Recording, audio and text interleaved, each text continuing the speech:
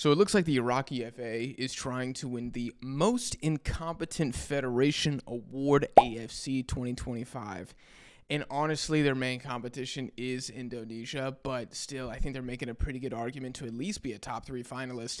And what I mean is their head coaching fiasco. I assume everybody watching knows that Jesus Casas, Iraq's manager at the last Asian Cup when they beat Japan, was dismissed after Iraq lost to Palestine in the last round of qualifying. I've made several videos on the channel about my opinions on this sacking, if I thought it was justified, if I thought that Casas was the scapegoat for a larger issue. In short, I can see the logic in sacking him, but I think it's a massive gamble, and I think it's honestly too early to call Casas a failure. Because, qualifying isn't over and Iraq are in 3rd place and they're not eliminated. Absolute doomsday scenario, they were going to go through to round 4 and probably qualify that way. Now Casas is gone and it's up to somebody else to pick up the baton and run with it. If you are pro-sacking Casas, again, I get it. I understand the FA's decision. But what I don't understand is making this decision without having an heir apparent already ready to go. If you're Iraq, you want to qualify for the World Cup, especially with the expanded teams, I get it. Casas wasn't the guy, whatever. Who's next? And it's really the options that the Iraqi FA have been flirting with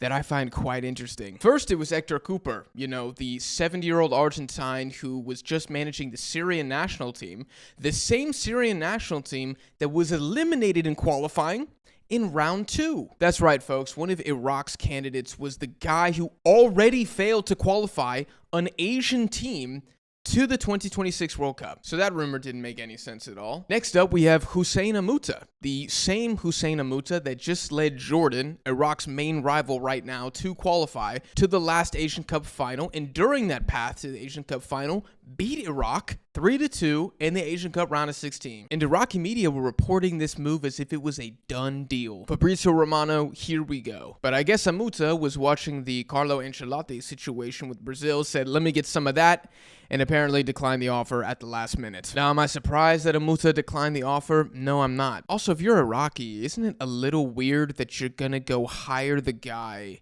that is responsible for probably the greatest Iraqi footballing heartbreak in the last decade? That just feels a little weird to me. I mean, I'm not Iraqi ethnically, but if my national team hired the guy that knocked out my team from a tournament, I would feel some type of way about it. And I guess I get the argument that Amuta understands the Jordanian player pool, and so he could have game planned against them in the final match day, but I don't know. I just feel like we're putting way too many eggs in the match day 10 basket when Iraq has to travel away to Amman. Like, are you really going to hire a guy for one game? It just, again, the logic doesn't make sense. The Hector Cooper shout had zero logic at all. Amuta's got like 10% logic, but again, I don't really know why this is the guy they're going for. And I don't know why you sack Jesus Casas if Amuta didn't already sign the paperwork before you sack him. So on to person number 3. As of a couple hours ago, we're now talking about Graham Arnold, yet another manager who during this same World Cup cycle was dismissed by his national team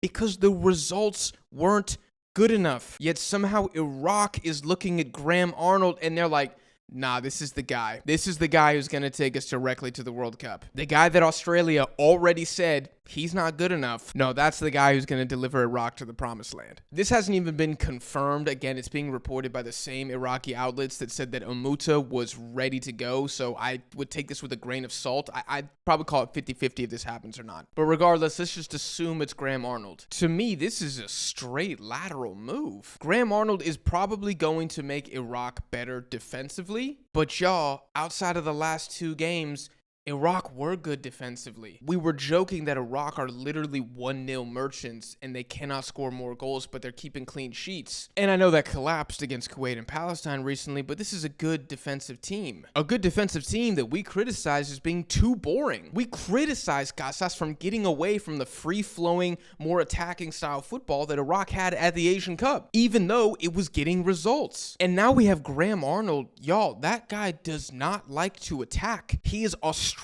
The only Australian manager who has ever wanted to play attacking football is Ange Postecoglou. Every other Australian manager wants to make the game dirty, they want to play physical, and they want to keep clean sheets. And Iraq was already doing that most of the time with Jesus Casas. So where is the room for improvement here? I really don't even know. That's why I think it's a lateral move. I genuinely do not think this is an upgrade. Now, if a team like Qatar appointed Graham Arnold, I would say that makes sense because Qatar are leaking goals left and right. They probably need a pragmatic manager to come in here and change the formation, change the personnel, change how they want to attack. But for Iraq to do this, the team with the least amount of goals conceded in their own qualifying group, again, where is the room for growth? And can we honestly say Iraq are definitely more likely to qualify for the World Cup now with Graham Arnold as opposed to Jesus Casas? You cannot say that with 100% certainty. And I think this goes back to the FA and why they're completely incompetent. Iraq have had 11 managers in 10 years, y'all. Now, you can either look at that one of two ways, right? You can look at it like,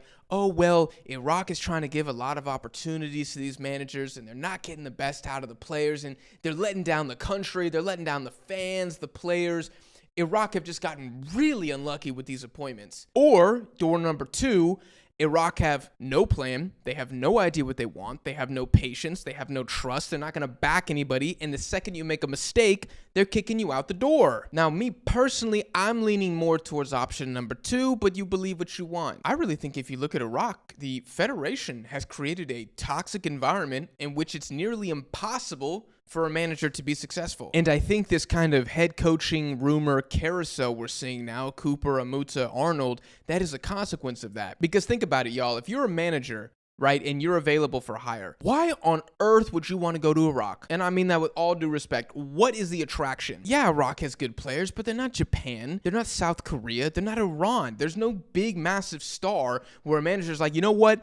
I really, really want to manage Murchasdowski. Would you want to sign a contract offer to work somewhere that has had 11 people in your position in the last decade? From a job stability standpoint, that sounds like hell. I don't want to go to Iraq and sign a 3-year deal. They're just going to sack me as soon as I lose a game. Even some Iraqis online, they were like, well, we had to sack Casas. We lost to Palestine. No, you didn't. Did you guys really think you weren't going to lose more than one game in round 3 of qualifying? You got Jordan, Oman, and South Korea in the group, and Kuwait and Palestine are pesky underdogs. You guys really thought you were only going to lose, once to South Korea? That is called delusion, which is the second reason I think that this job is impossible to succeed in, because the expectations of the fan base are that of an elite team, and Iraq are not elite. I think people underestimate the influence that a federation can have on the national team. If you have a federation that is organized, if you have a federation that has a long-term plan, if you're willing to appoint somebody and back him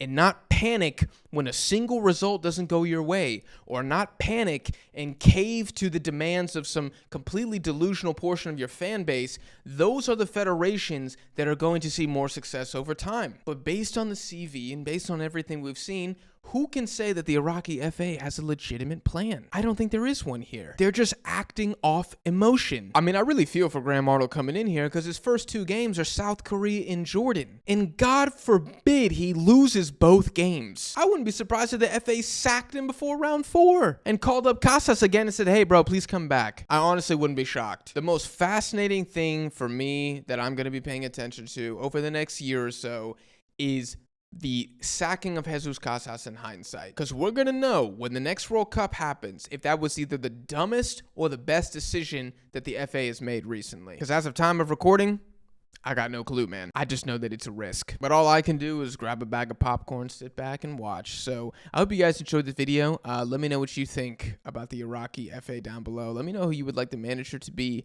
And let me know if you think Iraq is going to make it to the 2026 World Cup, because right now, man, it's up in the air. I appreciate you guys for watching, and I'll see y'all in the next one.